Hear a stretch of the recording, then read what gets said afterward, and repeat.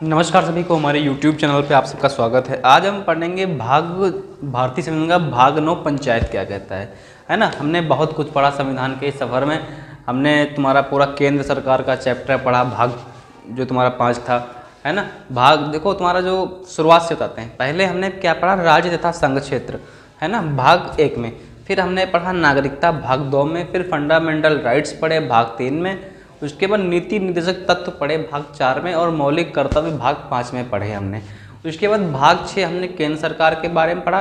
फिर भाग 7 हमने राज्य सरकार के बारे में पढ़ा। फिर भाग जो 8 था वो आपका निराशित कर दिया गया था। अब भाग 9 पंचायत के बारे में हम पढ़ रहे हैं, है ना। और उसके बीच भाग 9 में कुछ यूनियन टेरिटरी मतलब केंद्र शासित प्रदेश के बारे में जो राइट्स होते हैं तुम्हारे राष्ट्रपति वगैरह के, उनके बारे में पढ़ा।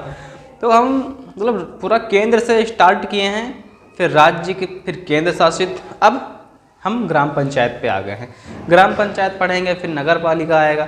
जैसा कि सभी लोग दैनिक जीवन की दिनचर्या में देखते हैं, ग्राम पंचायत राज्य या भारत का सबसे छोटा इकाई है।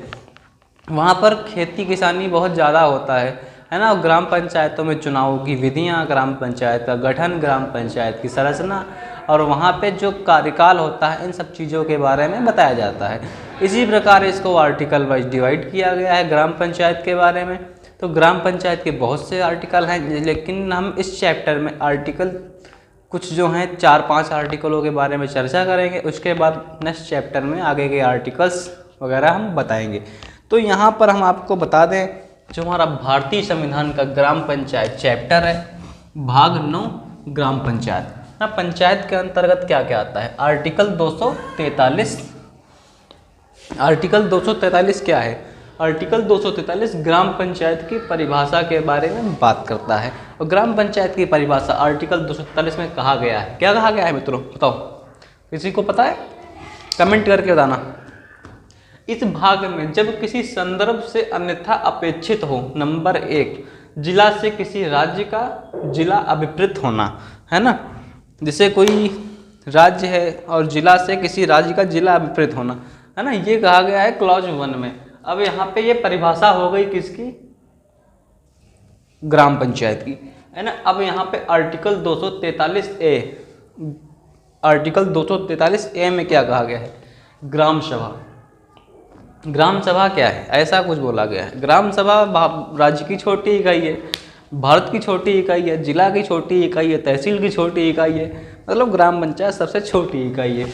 ऐसे पावर और कृत्यों का पालन करेगी ग्राम सभा, ऐसे पावर और कृत्यों का पालन करेगी जो विधानमंडल विधि द्वारा उपबंधित किए जाएंगे, है ना।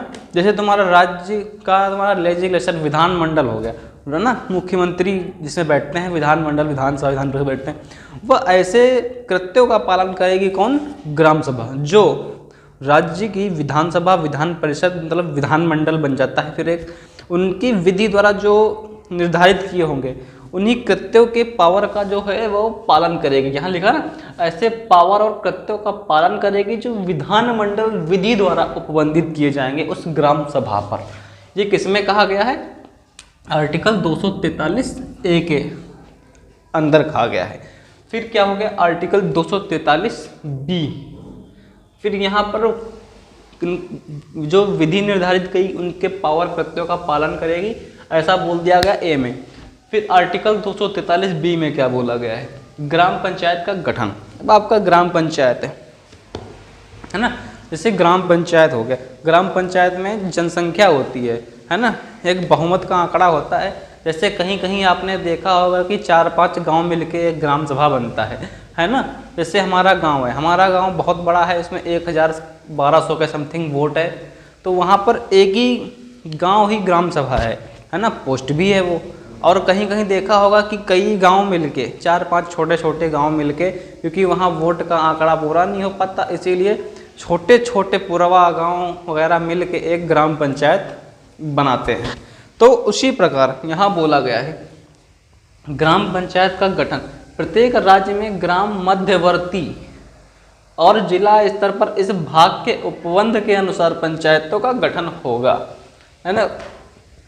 इसका एक आंकड़ा लगाया जाता है कि हाँ, ये गांव में इतना वोट है तो इस गांव को ही ग्राम पंचायत बना दो और एक ही गांव में पूरा चुनाव होगा, एक ही गांव का एक प्रधान निश्चित किया जाएगा। तो ऐसा ऐसा आंकड़ा होता है उनमें, है ना। तो ये बताया गया है ग्राम पंचायतों के गठन के अंदर प्रत्येक राज्य में, मतलब हर एक राज्य में ग्राम मध्यवर्ती और जिला स्तर पर इस भाग के उपबंध के अनुसार पंचायतों का गठन होगा। राज्य के अंदर, फिर मध्यवर्ती, जिला स्तर पर, जिला स्तर के नीचे ग्राम पंचायत का गठन होगा, ऐसा बोला गया है। कहाँ पे? ग्राम पंचायत का गठन आर्टिकल 243B के अंतर्गत। फिर क्या कहा गया? Article 243C। अब हमने गठन कर लिया मित्रों ग्राम पंचायत का, है ना। अब वहाँ आर्टिकल 243C में बोला गया पंचायतों की संरचना। अब पंचायत क्या होता है मित्रों?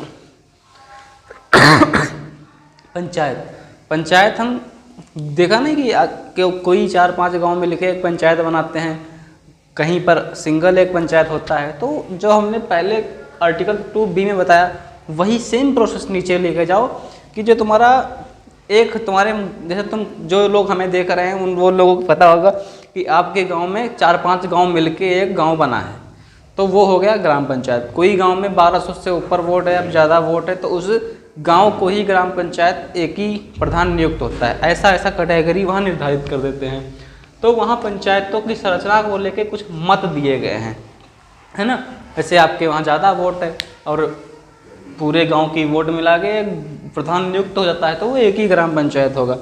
मतलब आपको सीधा सीधा बता दें कि जैसे हमारा सांसदों पे था कि 10 लाख सांसद, 10 लाख व्यक्तियों पर एक सांसद दे दिया जाएगा, वैसे ही यहाँ प्रधान और ग्राम पंचायतों पर भी ऐसा प्रतिबंध और विधि द्वारा स्थापित किया गया है। राज्य की विधानमंडल विधि द्वारा, आर्टिकल 243C में राज्य की विधानमंडल विधि द्वारा ग्राम स्तर पर पंचायतों के अध्यक्षों का मध्यवर्ती स्तर पर पंचायतों में या ऐसे राज्य की दशा में जहां मध्यवर्ती स्तर पर पंचायतें नहीं हैं, है ना, वहां जिला स्तर पर पंचायतों का गठन हो सकता है और गठन किया जाएगा। जैसे आपको इस क्लॉज में बताया ना ग्राम पंचायत का गठन, वैसे ग्राम पंचायत की संरचना इसी प्रकार होगी।